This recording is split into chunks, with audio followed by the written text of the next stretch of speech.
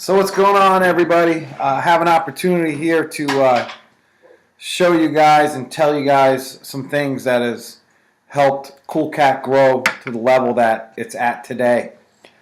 Lots of seminars we've gone to through the years, and many training sessions has a lot to do with technique on how to be a good MC, a good dancer, how to be polished in certain areas. Lots of seminars and things have to do with equipment and the best sound and the best this and the best that. And those are very important. However, I feel without this third part that those things just don't matter as much. The part I'm talking about today is relationships. And I personally built relationships with people since I started Cool Cat. Separately, individually, back in 2008, I had 30 events. I had 30 contracts to do. And through the years, in this past year, 2014, we ended up with 634 events. And a lot of it has to do with talent and equipment, but the bigger part is definitely has to do with relationships. And relationships, here you can see phonetically spelled out. I like the beginning part. Kind of looks like rely. You know, you got to rely on people to have relationships. You have to have an emotional connection between people. I've met way too many people in this business that could care less about an emotional connection with the people. They have their emotional connection with their paycheck. All they worry about is the money that they're making. And when it comes times of crisis, maybe at an event, or times where you have to go the extra mile to do things at an event for someone, you don't care. Those people don't get what I'm going to talk about because they just see the almighty dollar sign. They shouldn't be in this business at all. So what I'm going to talk about is having a real true blue emotional connection with people. You need to have a likability factor about you. No one likes egotistical people. No one likes know-it-alls. People like to like people that are likable. It's really that simple. And to have a likability factor is like super important. I could tell you so many stories, even in the booking process of events here at Cool Cat, where we've had maybe someone helping out or a new person on staff that really hasn't done a whole lot of events, and someone sits down with them and we tell them about Cool Cat and what we offer, and they want to book that person because they like that person, because they're getting a connection with them. Even though they're not the most experienced MC or DJ, they want to book them for their big day. Very likable. So our clients is very important to build relationships with. You'll all be dealing with clients, and they're the lifeblood of our business. Without them, we won't be working, we won't be making these PowerPoints, we won't be doing these things. Vendors and venues. You know, there's other photographers out there and videographers and photo booth companies and florists, and there's the venue managers. You need to build a good emotional connection with them as well. They're important in our business. And they're important for future business for you as well through Cool Cat. Your coworkers. We do everything primarily in teams here. So you want to be likable. You want to have a connection with those you work with. There's nothing worse than having to go to work with someone you don't like. It's a horrible feeling. And mentors and peers. Very important in helping you move on in your career and learning new things. We have mentors personally, Tina and I.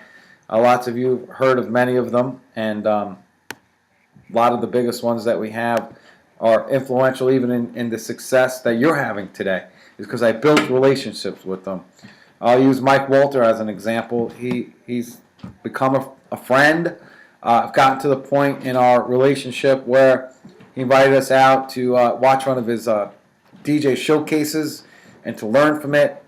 And the point here is, he said, don't get a room. You can stay with Kelly and I. We have extra bedrooms. That just didn't happen because I shook his hand at a seminar. I forged a relationship with them, and here we are. And we get great business advice and learn so much through them. So I'm going to go over quickly with you guys today about open houses and bridal shows and how that is important for relationships, about planning with your clients, and about the day of the event of your clients and relationships. So an open house, bridal shows are kind of go hand in hand. When we do bridal shows on a Sunday, we do an open house on a Monday. But at these bridal shows and these open houses is where you have an opportunity for people to come to meet you. And once they meet you, you can start building a relationship right from there. They're determining if they want to hire you or us for their big day. And unless you could forge some sort of instant connection with them, they're just going to keep walking and they're not going to want to get to know you. So these open houses we do every Monday, regardless of a bridal show or not. And it's an opportunity for you to come in. Lots of you don't. It's always the same ones here. I suggest that you come, dress up, and you get an opportunity to meet potential clients and build a relationship with them where they're going to want to book you to do their wedding or their event down the road. So you sacrifice an hour and a half on a Monday night to come here to the Cool Cat office for an opportunity to get paid handsomely and be on someone's event down the road. We tell everyone at the bridal shows about these open houses, so usually we have a good turnout.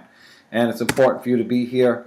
And like I said already, you build relationships, you'll get more bookings.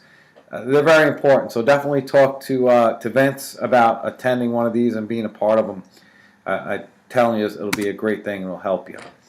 So as far as planning goes with your clients, once they're booked, you definitely got to contact them. You call them and email them. People like that. They like to hear from you. That's the first contact. Then about 9 to 12 months away, send them an email. I do this often, just a random email about random things. It just it lets them know you're there. It's really important. And the cop delivers pizza thing here. What is that? Why do you have that in our slides? I'm going to tell you a little more about that in a little while. And as far as hugs go, kind of funny. People usually laugh, but I get to hug all of our customers, let alone just my particular clients. So I build that relationship because you go from like a far out, expansive, you just talk to people, and when you get to a level with someone, you can give them a hug or even that half man hug. It kind of brings that connection closer. It's a really important thing to do.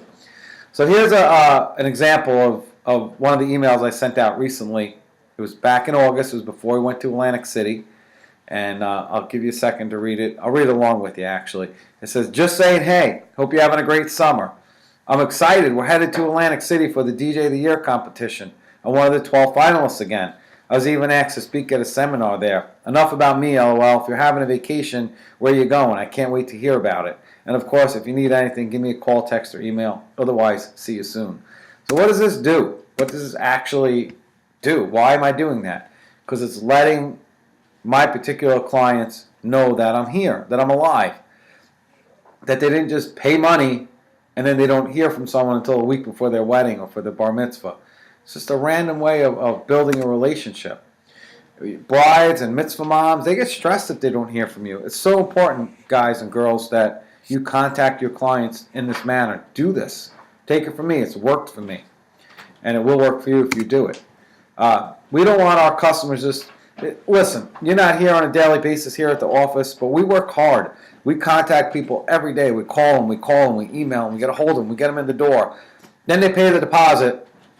And then they're not hearing from you, whom we highly told about, until a week before their event.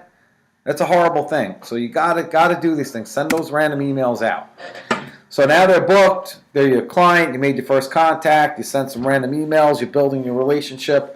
The next thing you're going to do is kickoff meetings. You want to invite them as soon as you can. Now, I'm not here to tell you how to do a kickoff meeting. That's another seminar, another subject, another time. Talk to Vince, talk to me, and we'll get you that info. What I'm here to tell you is that how they help build a relationship. When you invite them and then they come out, and 4 or 6 months before their big day, but they're here, they're spending another hour to 2 hours with you, and you're getting to know them better. They're getting to know you better. Is building that relationship. It's such an awesome thing. This is really your first in-person impression. It shows you care. It shows that you have knowledge and that you're experienced and that you're giving ideas. And they leave these meetings, trust me, pumped, so excited. They go home and tell their family about you after these kickoff meetings. At the end of the kickoff meeting, make it a point with everyone that's there, if possible, to schedule their final planning meeting with you. It's one less thing you got to remember to do to call and set the final planning meeting. B, they know they got it set. They're chill. They're relaxed. They're not worried about when they're going to meet you next. to get all the final plans. It's not just scheduling a meeting. Scheduling this final planning meeting puts more trust and hope in themselves. So what about the final planning meeting? Well, some of our clients are out of state. They're not here. They're not local. I highly suggest you do a video conference. We pay good money to have the bride live, so you guys need to use it. And it's a big part of it. We almost did away with it, but then I realized that when I said I was going to do away with it, you may have seen that post on Facebook.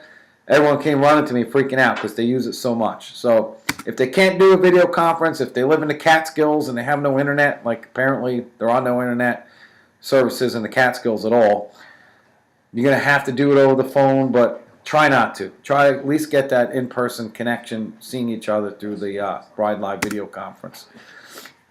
If they attended the kickoff, it's going to be so much better at this final planning meeting. Your relationship is just going to build more. Big thing at this final planning meeting as far as building your relationship is you want to be flexible with their ideas. You don't want to come in guns blazing, I'm a big shot, I know what the heck I'm doing, listen to me, this is what we got to do. Hear them, let them talk, let them share. But you could guide them and you could direct them without controlling them, at least in their mind. If you have a relationship built with them, they're trusting you and they're going to trust what you say. So a lot of direction and guidance is easy to do at this point, but it's not easy if you don't have a relationship. They're going to think you're a cocky, no good, arrogant SOB, and they're going to be upset. And they're going to be calling me saying they want to switch their lead DJ. So I think you get the point. Another thing to do, so you're done, they leave, you got all the plan. The Wednesday before, give them a call. Just say, hey, I'm just calling to say I'm excited, pumped up. I can't wait for Friday, I can't wait for Saturday, whatever their date is. And just making sure you're excited. That's all this call is about. And usually they laugh and they chuckle and they say they're pumped up and they're excited, and it means so much. And genuinely be excited. If you find that you're forcing yourself to be genuinely excited for these people's big day, then maybe we should sit down and talk. Maybe this isn't the job for you. If you're making yourself be phony, I don't know.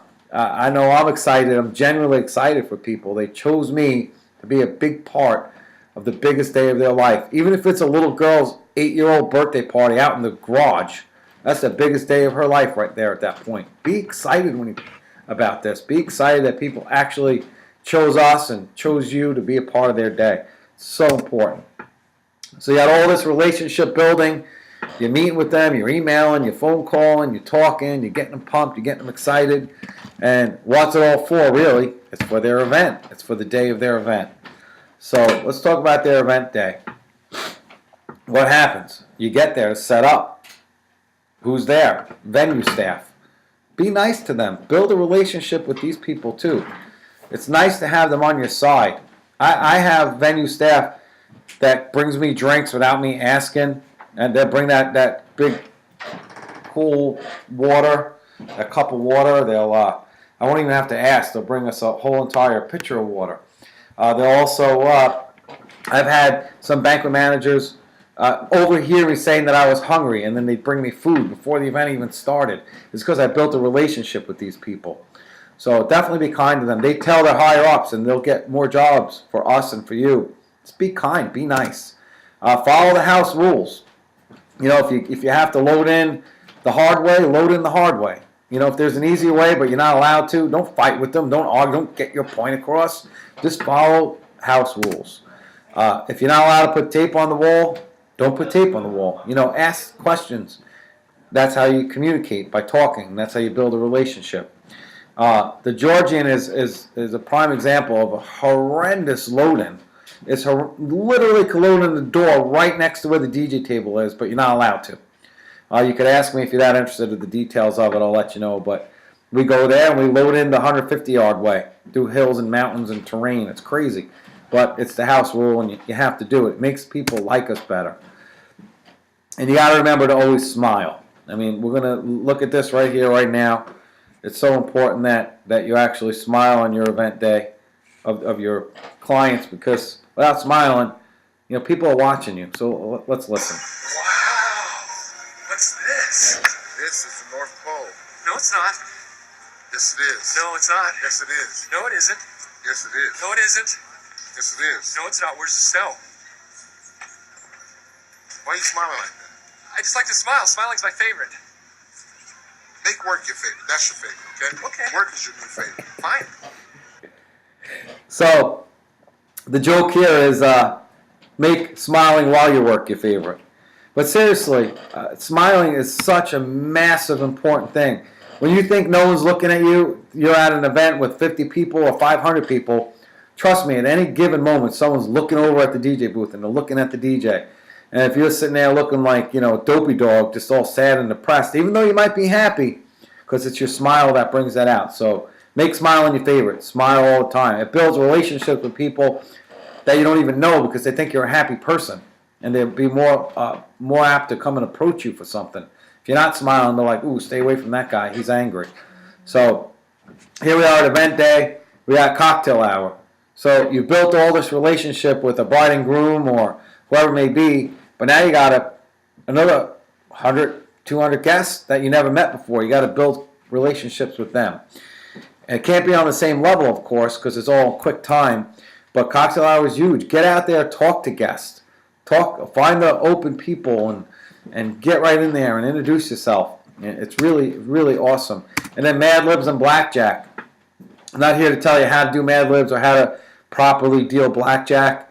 We'll talk about that if you need help with it. But I'm here to say, do it. Don't just walk up to people and just start dealing cards. Talk, communicate, build a relationship. You're going to need these people later to have a great rock and dance floor and a great time. You're going to see your bride and groom, or you're going to see your mitzvah mom and your mitzvah kid for the first time at one point in the day. When you see them, give them a big smile. Give them that big hug. Watch out for the brides, though. They got hundreds and hundreds of dollars in getting the hair and makeup done. Definitely don't hug them. Tell them, we'll hug later. Let's do the fake hug now. You don't want to mess up the hair and makeup. They laugh and they appreciate it. Make sure you connect with the bridal party and the parents and the grandparents with enthusiasm. I guarantee you, if you built this relationship the way I'm telling you, that they all know of your name. And they will say, oh my God, Susie told me all about you. She's so excited and so glad you're here. And meanwhile, nothing's happened yet. So it's really important. Bridal party is your friend. Parents are your friends. Even if they might seem unapproachable, still be kind and nice. And grandparents are awesome. And make sure that you take the time to deal blackjack with them as well. They may not be out in the cocktail hour room. Pull the cards out of your pocket and deal it standing up. It's fun and it makes them feel better. And they see that why you're so cool and why the bride and groom are talking all about you. Get the bride and groom water or a drink. Definitely take the time to do that. It's part of relationship building. They'll remember that. If they're hot and sweaty on the dance floor, you bring them water. But right now it's cocktail hours going on. Maybe they didn't. Depending on the venue you're at, you may not never need to do this. So just say, you guys good? Did you get your water yet? You want a beer? You ask the groom, and you see what you could do to make it happen. They'll never forget it. And then ultimately, all the guests there. It's not in the bridal party. It's not parents or grandparents. Yeah, even the drunk ones. You want to be nice and kind to them. It's really important. The word will get to the bride and groom if you were nasty to someone. Don't do it. Be kind. Be nice. When you get out there on a microphone, don't change your personality. Of course, you're going to change the things that, the way you speak and tone and inflection and things like that, but still just be yourself. Be you. Be the reason why that these people love you and that bride and groom loves you. Make sure you get one of our thank you cards. We have them made up. That we paid for them and got them printed. So make sure you stop by the office and get some. And wait till the end of the night. Have everyone on the team sign a card and put it in the gift box. When they're going through checking out all their cards and they come across that, more relationship building. They're never going to forget us. And then finally, I'd like to say, tell you a little story. You're saying, what's this? We got your daughter's wedding. What the heck is that? So basically, it was about 6-7 years ago. Tina, myself, and a whole big Cool Cat crew were on this wedding. We had the dance team, costumes. It was nuts. But prior to that point, we had met a lot with the bride and groom and the bride's parents, of which the bride's dad was very involved. In all my years, 22 years doing this, I've never had a dad so involved. So involved. It was incredible. You guys just don't get it. You had to be there. But think you get my point. Anyway, so the wedding came, did everything, ceremony. It was a rocking time, the dream wedding that you all could imagine. And I get an email from the dad afterwards saying, it was a short email. It said basically, Vinny and Tina, thank you. All I could say is, we got your daughter's wedding. What he meant by that is, he felt that we, Tina and I, and the way we ran our company and the staff we had on, gave him what we would do for Hannah. That he got what we would give our own daughter. And I built that relationship so much that I wanted to give that to them. I love these guys. I remember them all so clearly. So clearly. As a matter of fact, tonight, where are we? February 5th, 4th, 2015. I'm meeting with someone that was in their bridal party. And we're going to do their wedding. But the relationship was built so much and my heart was so into it that he felt it. He felt that love, man. He just felt it. I've seen them since, and they're such awesome people, and they're never going to forget. We gave that wedding all that we had, and to this day I could call them and they'd be excited and happy to hear from me. So build relationships, guys and girls. Definitely be genuine. Search your own heart. Search why you're doing this. If it's all about that cash, no realism, then maybe definitely get out. I would definitely say that. Maybe I'm going to get this edited out, maybe not. But I do say that you can't give that type of services if your heart's not really in it. You can't do it for the paycheck all the time. But build a relationship, be genuine people, be real, and rock on. We'll see you soon.